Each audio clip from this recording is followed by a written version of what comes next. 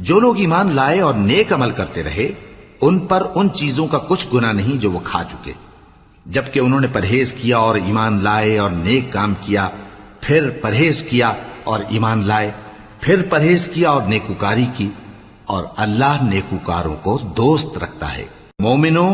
کسی قدر شکار سے جن کو تم ہاتھوں اور نیزوں سے حاصل کر سکو اللہ تمہاری آزمائش کرے گا، یعنی حالت احرام میں شکار کی ممانعت سے، تاکہ معلوم کرے کہ اس سے غائبانہ کون ڈرتا ہے، سو جو اس کے بعد زیادتی کرے تو اس کے لیے دکھ دینے والا عذاب تیار ہے۔ مومنوں،